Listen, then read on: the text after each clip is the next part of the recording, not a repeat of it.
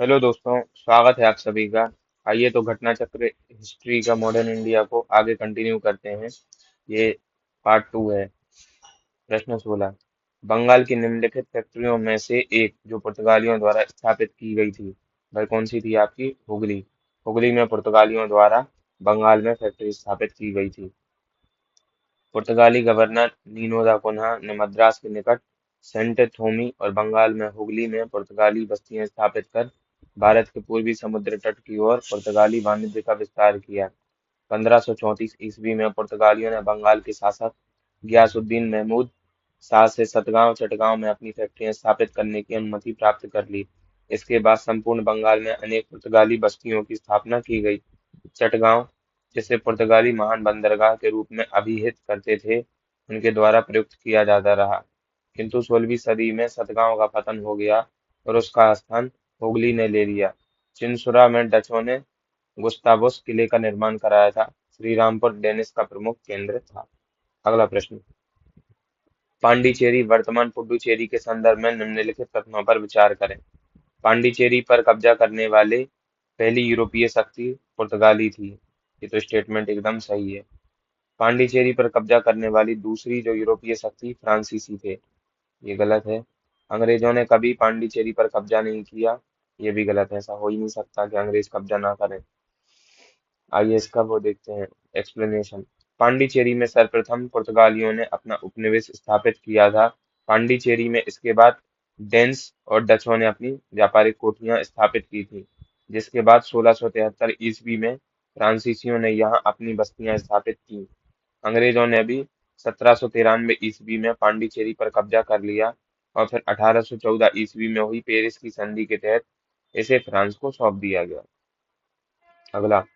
हुगली को बंगाल की खाड़ी में समुद्री लूटपाट के लिए किसने अड्डा बनाया था? तो ये तो पुर्तगालियों ने बनाया था। पुर्तगालियों ने हुगली को बंगाल की खाड़ी में समुद्री लूटपाट के लिए अड्डा बनाया था। ठीक है। अगला प्रश्न। बंगाल की खाड़ी में समुद्री डकैती हेतु हुगली का उपयोग कौन करता था? पुर्तगाली। अभी देखा। निम्नलिखित में से कौन जो था कलकत्ता का संस्थापक था? तो जॉब चार्नोक जो था कलकत्ता का संस्थापक था। हालांकि इसका अर्थ ये नहीं है कि इनकी संस्थापना से पूर्व कलकत्ता नहीं था। कलकत्ता को आधुनिक तरीके से जो विकसित करने का श्रेय है वो जॉब चार्नोक को जाता है।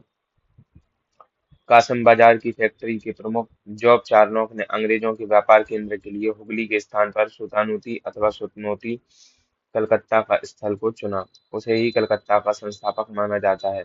हालांकि मई 2003 में दिए गए निर्णय में कलकत्ता हाईकोर्ट की एक खंडपीठ ने जॉब चार्नोक को कलकत्ता का संस्थापक न मानते हुए कहा, कलकत्ता जॉब चार्नोक के आगमन से पूर्व अस्तित्व में था तथा इस आधार पर कलकत्ता का स्थापना 24 अगस्त 1690 दिवस फाउंडेशन डे भी नहीं माना जा सकता, जो कि एक सही फैसला था।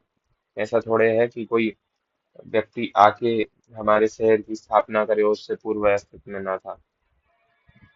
कलकत्ता किसने बसाया था? तो जॉब चार्नोक ने। पर ये सिर्फ टेक्स्ट बुक के अनुसार है। निम्न में से किस स्थान पर भारत में प्रथम नगर निगम स्थापित किया गया था? तो ये तो मद्रास है आपका। मद्रास में भारत का प्रथम नगर निगम स्थापित किया गया था। आधुनिक भारत में पहला नगर निगम वर्ष 1688 में मद्रास के पूर्व प्रेसिडेंसी शहर में स्थापित किया गया था। भारत के साथ व्यापार के लिए सर्वप्रथम संयुक्त पूंजी कंपनी किन लोगों ने आरंभ की थी? तो संयुक्त पूंजी जो कंपनी थी वो डचों ने आरंभ की थी। भारत के साथ व्यापार के लिए सर्वप्रथम संयुक्त पूंजी कंपनी 1600 ईस्वी में लंदन में स्थापित अंग्रेज east India company of merchants of London trading into the east Indies थी। इसके बाद 1602 ईस्वी में डच संसद द्वारा पारित प्रस्ताव से एक संयुक्त डच ईस्ट इंडिया कंपनी की स्थापना हुई। विकल्प में क्योंकि ब्रिटेन नहीं था, इस वजह से डच का जो विकल्प सही होगा। निम्नलिखित में से कौन सा एक सही है? आधुनिक कोच्चि भारत की स्वतंत्रता तक डच उपनिवेश था। ये डच उपनिवेश ना होकर पुर्तगालियों का उपनिवेश था। ठीक है, तो ये तो आपका गलत हो गया।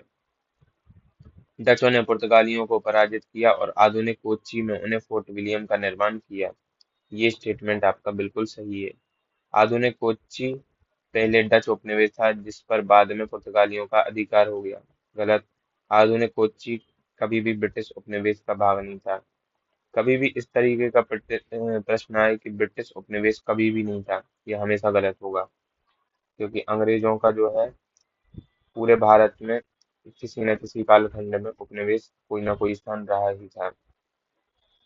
तो डचों ने पुर्तगालियों को पराजित कर आधुनिक कोच्चि पूर्व नाम कोचीन में फोर्ट विलियम का निर्माण कराया था, जो कि सही स्टेटमेंट है। अभी हाल ही में यूपीएससी 2022 में एक प्रश्न पूछा गया, आइए उसको भी देखते हैं। डच लोगों ने पूर्वी तटीय क्षेत्रों में गजपति शासकों द्वारा प्रदान की गई जमीनों पर अपनी फैक्ट्रियां गोदाम स्थापित किए थे। एकदम गलत।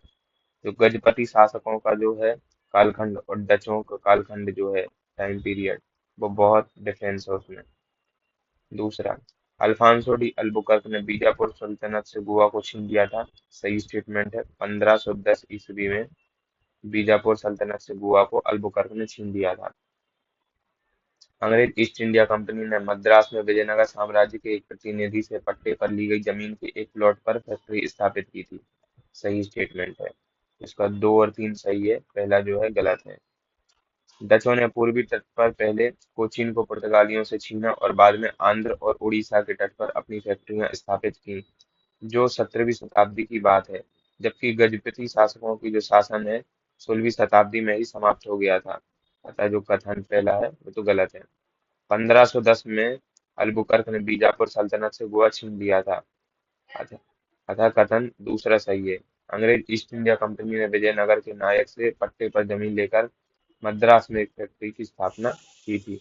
ये स्टेटमेंट भी आपका सही है। तो आज के वीडियो लेक्चर में इतना ही। अगले वीडियो में बचे हुए प्रश्नों को करेंगे। अगर आपको लेक्चर अच्छा लगे तो सब्सक्राइब करें, लाइक करें एंड कमेंट करें।